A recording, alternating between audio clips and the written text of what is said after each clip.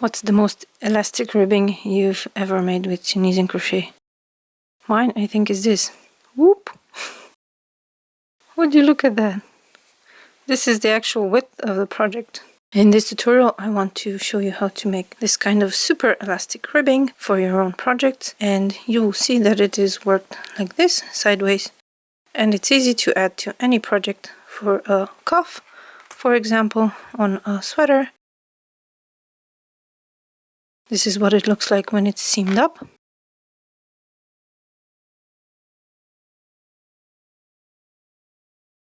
And it works for any kind of yarn. Here I have an example of a very limp, completely non-elastic yarn. And it also works on this. As you can see, I did not decrease at all. And this is what this kind of ribbing does to the cuff of a sweater.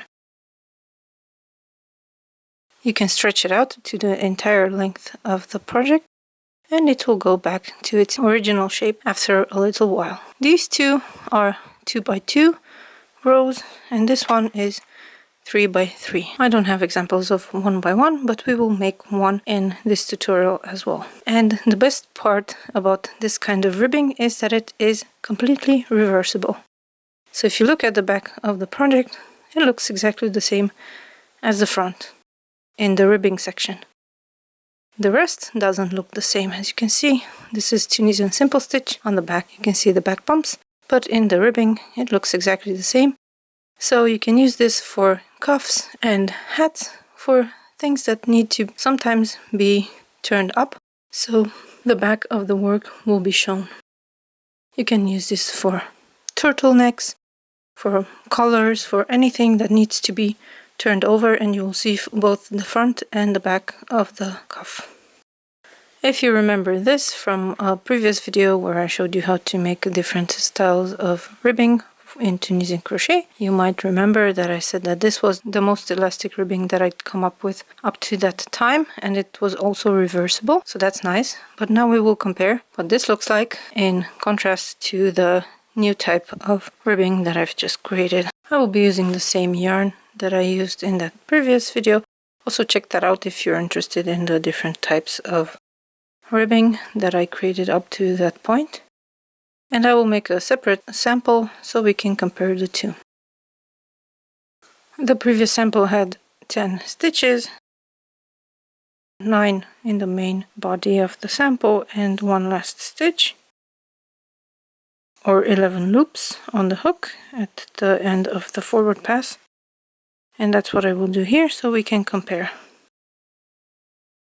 And I'm using a 9mm hook because it's easier to use with this thick yarn, which means that theoretically the fabric should be a bit looser than before. So in the previous swatches I made a 6-stitch wide ribbing, and we had 3 simple stitches plus the last stitch. And the first type of ribbing will be 1x1. So we have 1 row of knit stitches,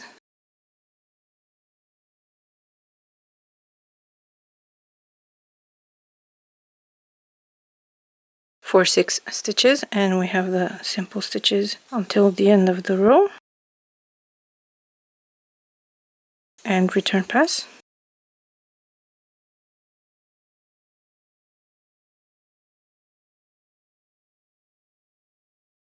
And on the next row we have Tunisian reverse purl knit stitches. If you don't know how to make those, I have a separate tutorial and I go more in detail into this stitch and how to make it. So we have 6 of these.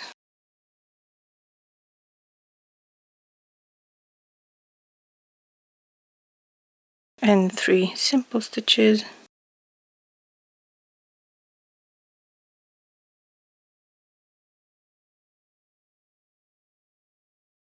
Return pass as usual.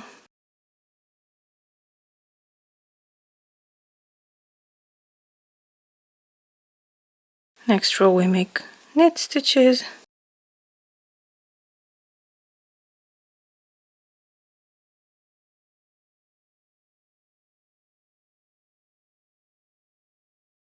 Three simple stitches.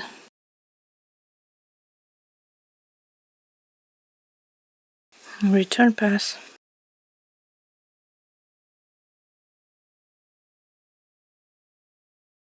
and 6 reverse purl knit stitches,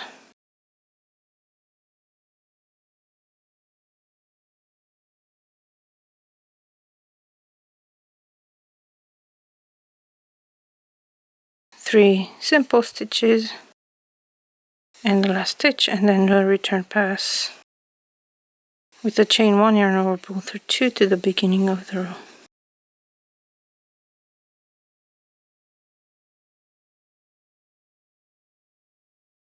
So this is the 1x1 rib, and you can see it's already pulling everything in because Tunisian knit stitches want to curl towards the front. And on the back we also have a row of Tunisian knit stitches here and one here. So this is one type of ribbing, and you can already see what a big difference there is here in between the two types using the different reverse stitches. Here we have reverse purl stitches, which look like simple stitches on the back of the work.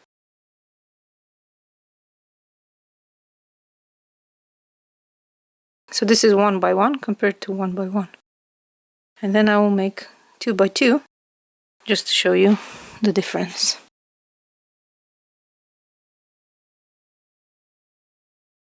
That means that we now make 2 rows with 6 knit stitches.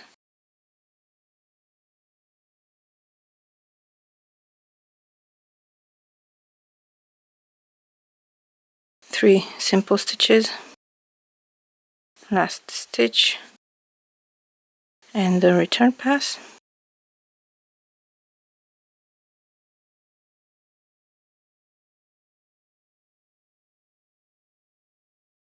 That was one row, and we have the second.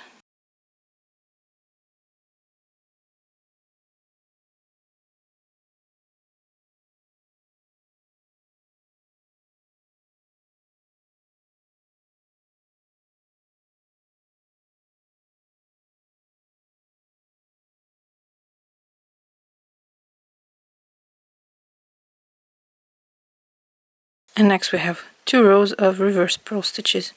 As you can see, they go quite fast when you see how easy it is to just pick up the yarn from the front of the work.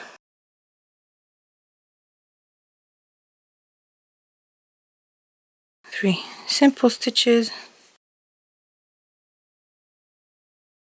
return pass,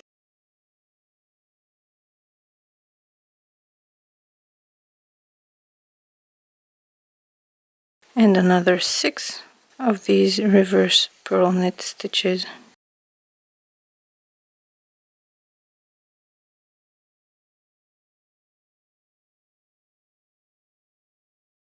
Three simple stitches,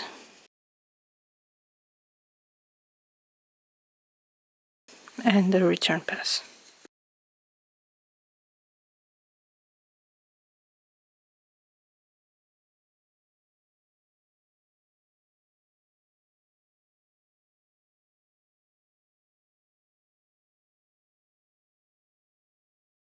Let's make 2 more rows with knit stitches.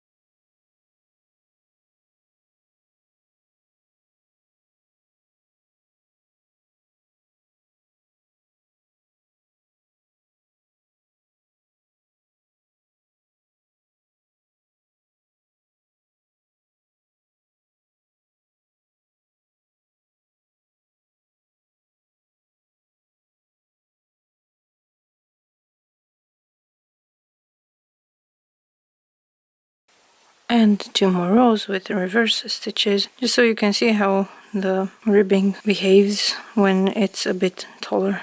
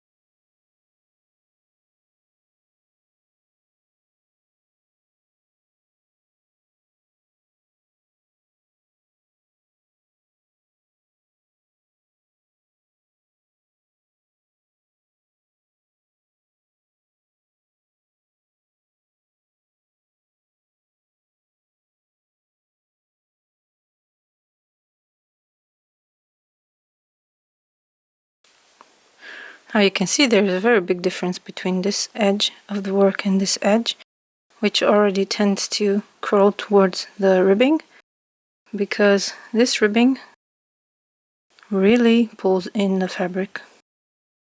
You can see here there are very tiny waves, and here the waves are much bigger. This is what creates the elasticity in this ribbing. The fact that the Tunisian knit stitches wanted to curl towards the front of the fabric. And of course, if you make 3 rows and then 3 rows using the other stitch, then you will get even more curves, like here in the 3x3 example that I showed you from this hat. So I hope this tutorial has been useful for you to make ribbing for your projects in the future. Check out the tutorials for the knit stitch and the reverse purl knit stitch, which looks like the knit stitch on the back, if you want to go in more detail into what you can make with these 2 stitches. Ribbing is not the only thing, so I hope you check those out. If you like this video, please give it a thumbs up and subscribe to my emails and this channel if you want to know when I publish more tutorials related to Tunisian crochet and maybe in the future even knitting. I thank you so much for watching, and I will see you soon. Bye!